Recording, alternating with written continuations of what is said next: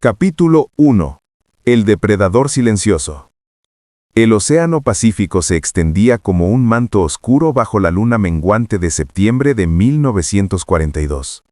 A 150 metros bajo la superficie, el submarino japonés I-19 se deslizaba silenciosamente, como un tiburón acechando a su presa.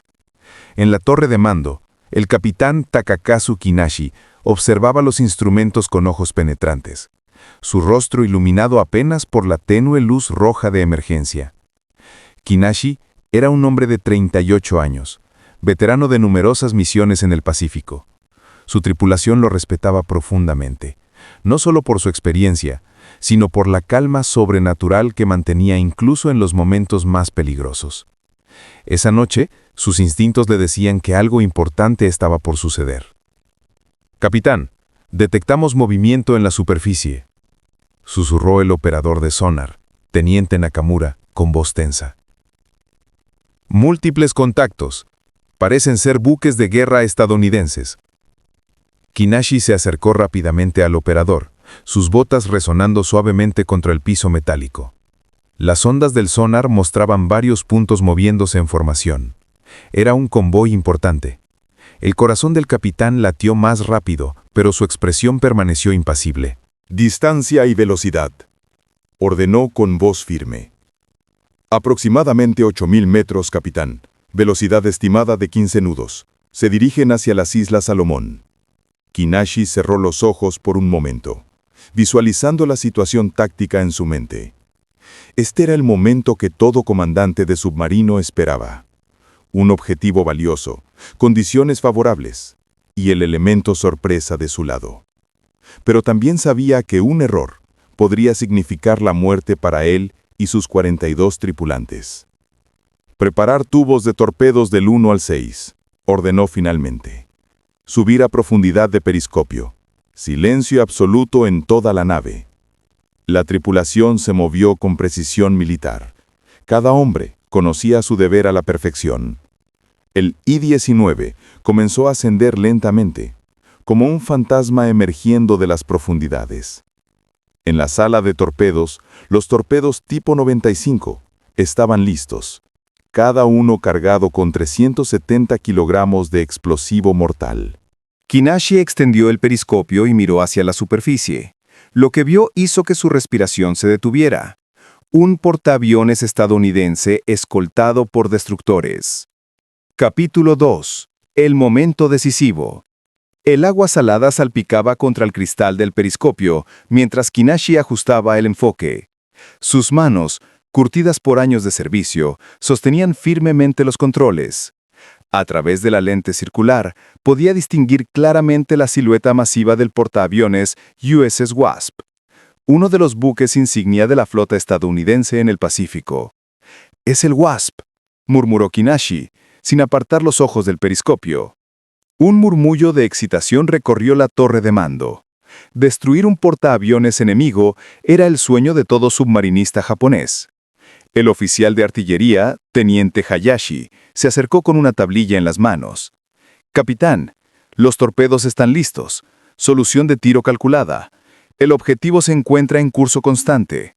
Kinashi estudió la formación enemiga. El Wasp navegaba en el centro, protegido por varios destructores que zigzagueaban constantemente, buscando precisamente lo que él representaba, una amenaza submarina. Pero había una ventana. Un breve momento en que la geometría de la situación favorecería un disparo perfecto. «Mantengan la profundidad actual», ordenó Kinashi. «Esperen mi señal». Los minutos se arrastraban como horas. El sudor corría por la frente de varios tripulantes a pesar del frío del submarino. En el compartimiento de motores, los ingenieros mantenían los sistemas al mínimo, reduciendo cualquier ruido que pudiera delatar su posición. Kinashi observaba, calculaba, esperaba. Su mente trabajaba como una computadora, procesando velocidades, distancias, ángulos de aproximación. Años de entrenamiento y experiencia convergían en este único momento. Pensó brevemente en su esposa Yuki y su hija pequeña en Yokohama, pero apartó sus pensamientos. Ahora solo existía el objetivo. Ángulo de disparo óptimo en 30 segundos, capitán, informó Hayashi. Entendido. Preparar salva de 6 torpedos. Dispersión en abanico. El I-19 se posicionó perfectamente. Kinashi sintió la vibración familiar del submarino bajo sus pies. Era como si la nave misma estuviera tensa, esperando el momento de liberar su carga mortal. Fuego 1, Fuego 2, Fuego 3. La voz de Kinashi era firme y clara. 6 torpedos salieron de sus tubos con un siseo hidráulico. El submarino se sacudió ligeramente con cada lanzamiento. Capítulo 3. Devastación en el mar. Los torpedos tipo 95 surcaban el agua a 50 km por hora, dejando apenas una estela de burbujas. En el I-19, todos los hombres contenían la respiración. Kinashi mantenía el periscopio arriba, observando, contando los segundos mentalmente. 50 segundos hasta el impacto estimado, murmuró Nakamura desde su estación. El océano parecía haberse detenido. Solo se escuchaba el zumbido grave de los sistemas eléctricos del submarino y la respiración colectiva de la tripulación. Kinashi apretó los dientes. Este era el momento más angustiante. La espera. Sin saber si los torpedos encontrarían su objetivo o si los destructores enemigos habrían detectado las estelas. Entonces, el mundo estalló. Una columna masiva de agua y fuego erupcionó desde el costado del USS Wasp. El rugido de la explosión llegó segundos después, amortiguado por el agua, pero aún ensordecedor. Luego, otra explosión, y otra más. 3 torpedos habían impactado directamente al portaaviones. ¡Impactos confirmados!, gritó Nakamura, olvidando por un momento el protocolo de silencio. Pero Kinashi no celebraba. A través del periscopio, observó algo extraordinario. Los otros 3 torpedos habían continuado su curso. Uno impactó al destructor USS O'Brien, que comenzó a escorar peligrosamente. Otro alcanzó al acorazado USS North Carolina, abriendo un enorme boquete en su casco. Era imposible. Un único salvo había alcanzado 3 buques de guerra principales. Era el ataque submarino más devastador en la historia naval moderna. ¡Submarino detectado! ¡Los destructores se dirigen hacia nosotros! La voz de Nakamura rompió la admiración momentánea. Bajar periscopio. Inmersión de emergencia. Rumbo 270. Velocidad máxima silenciosa. Ordenó Kinashi instantáneamente, volviendo a su modo de supervivencia. El I-19 se sumergió rápidamente mientras encima, en la superficie, el caos reinaba. El Wasp ardía ferozmente, su cubierta de vuelo destrozada. Aviones explotaban en cadena. Marineros saltaban al agua. El O'Brien se hundía lentamente, mientras el North Carolina luchaba por mantenerse a flote. Kinashi sabía que lo más difícil apenas comenzaba. Escapar vivo. Capítulo 4. La caza mortal. Las cargas de profundidad comenzaron a caer como lluvia de acero. El primer estallido sacudió al I-19 violentamente, lanzando a varios tripulantes contra los mamparos. Las luces parpadearon y se apagaron momentáneamente antes de que las baterías de emergencia las reactivaran. ¡Daños en el compartimento 3! Gritó una voz por el intercomunicador. ¡Fuga menor contenida! Kinashi se aferró al pasamanos mientras otra explosión estremecía el submarino. El metal gemía bajo la presión. Cristales de instrumentos se agrietaban. El olor a aceite y electricidad quemada llenaba el aire denso.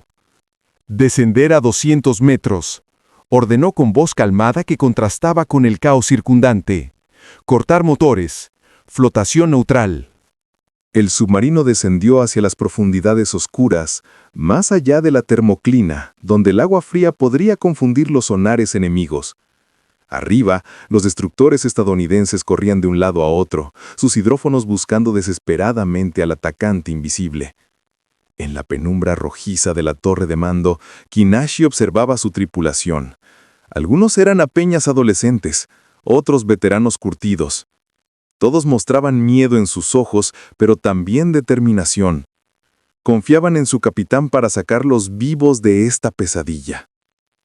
Otra serie de explosiones, más distantes esta vez. Los destructores estaban perdiendo el contacto, atacando a ciegas. Kinashi consultó su reloj. Habían pasado 40 minutos desde el ataque. El aire en el submarino comenzaba a volverse viciado, cargado de dióxido de carbono. «Capitán», susurró Nakamura, «creo que están alejándose. Detecto los motores más distantes ahora». Kinashi asintió lentamente. No podían quedarse aquí para siempre. El aire no duraría más de 6 horas. Necesitaban moverse, pero hacerlo prematuramente sería fatal. «Mantengan el silencio. Nadie se mueve innecesariamente», ordenó. «Conserven el oxígeno». Los hombres se quedaron quietos como estatuas. El sudor corría por sus rostros. Algunos rezaban en silencio. Kinashi cerró los ojos, escuchando los sonidos del océano, sintiendo cada vibración del casco. Era como si el I-19 y él fueran uno solo. 2 horas más tarde, finalmente dio la orden.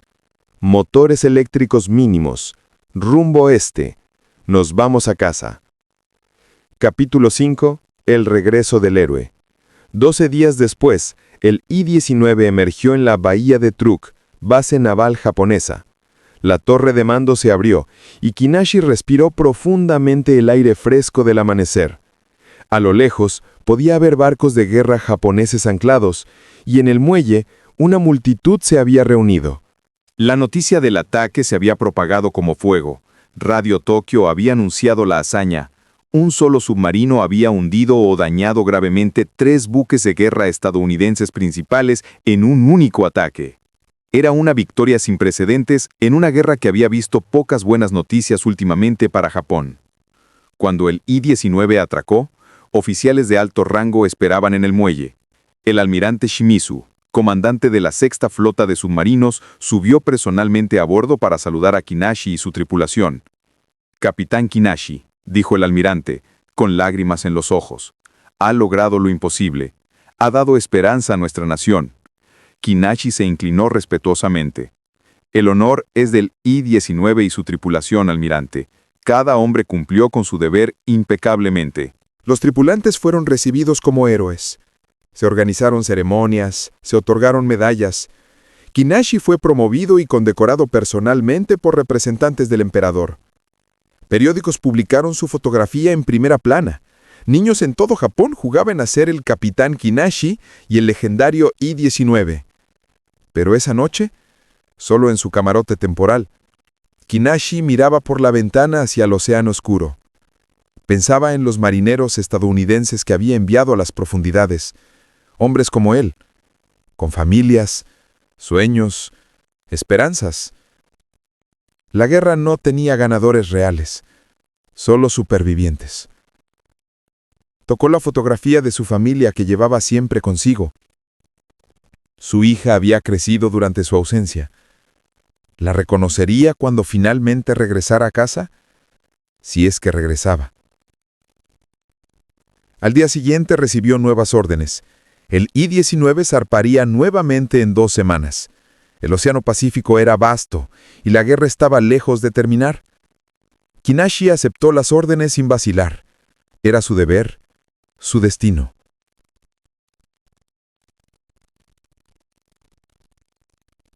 El legado del ataque del 15 de septiembre de 1942 permanecería en la historia naval para siempre, el día en que 6 torpedos cambiaron el curso de batallas en el Pacífico, y el nombre de Takakazu Kinashi se grabó en las páginas de la leyenda submarina.